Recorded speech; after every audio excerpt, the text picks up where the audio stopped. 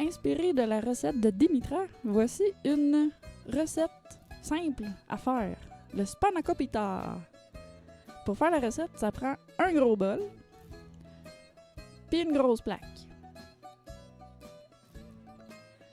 Un paquet de pâte philo, puis c'est bien important que ça soit dégelé et à température pièce. Donc la veille, pendant la nuit, juste le laisser dans le frigo, puis le lendemain, à peu près 1 heure avant de faire la recette, le laisser sur le comptoir à température pièce. Ça prend 1 livre d'épinards, un emballage à peu près comme ça, plus 3 grosses poignées, genre. Des oignons verts, à peu près 6 tiges. De l'aneth, 4-5 branches ou 3 grosses cuillères à soupe d'aneth sèche, ça fait pareil.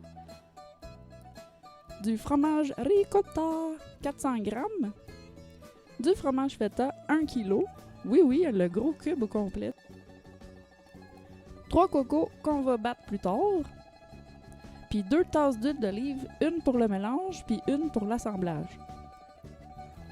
Donc voici un résumé de ce que tu as besoin comme ingrédients. Tu peux même te faire un screenshot puis l'apporter à l'épicerie tantôt, là. Malade! Fait qu'on commence avec les épinards, on les coupe grossièrement. Tindoué!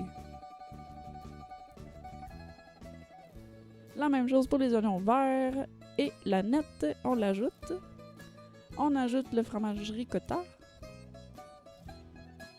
et le fromage feta. Ça, c'est la partie la plus longue de la recette. Tout défaire le feta en petits morceaux.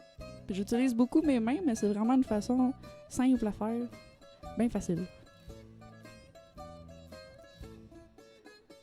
Puis on mélange le tout.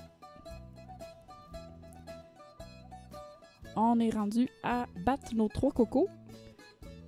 Puis on va l'ajouter dans notre mélange avec 1 tasse d'huile. Et on mélange. Et un peu de poivre en grains. Tada! Puis là, on va préchauffer le four à 450 degrés pour commencer. Puis on est maintenant prêt à l'assemblage. On met un petit peu d'huile. Puis on va commencer avec 3 feuilles de pâte philo pour faire la base de notre spanakop pita. On rajoute toujours un peu d'huile.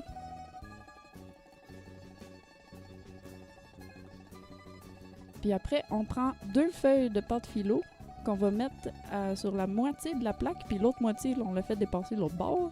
Puis on fait la même chose pour les 4 côtés de la plaque. 2 feuilles à la fois.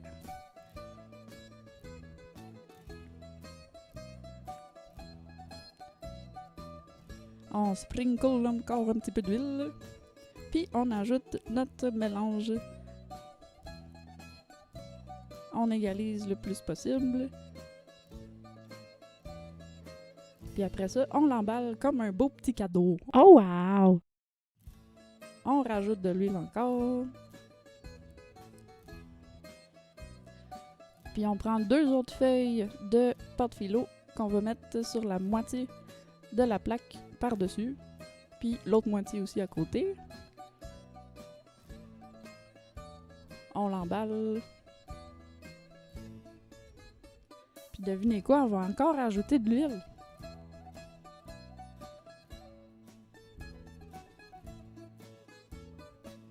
Il devrait pas rester en beaucoup de pâte philo encore, fait qu'on tout le restant qui reste, on fait juste le mettre en petits motons par-dessus, tout comme des petites pochettes, puis on va le faire cuire, ça va être tout croustillant après avec la cuisson.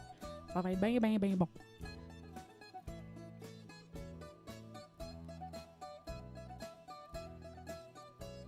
Puis on est au moment de le pré-couper. C'est toujours mieux de le couper avant de le faire cuire parce que sinon ça va être comme bien compliqué. Fait qu'on le coupe avant, puis on peut le faire en forme de triangle comme qu'on veut. Moi je le coupe un peu tout croche parce que je suis pas capable de mesurer comme du monde. Là. Je commence gros puis je finis petit, fait que c'est pas grave. Ça fait des petits ou des gros morceaux. Puis on est prêt à le mettre dans le fourneau. Puis tantôt, on l'avait mis à 450 degrés, mais là, on va le descendre, puis on va le mettre à 350 degrés. Puis on va le faire cuire pendant 1 heure de temps.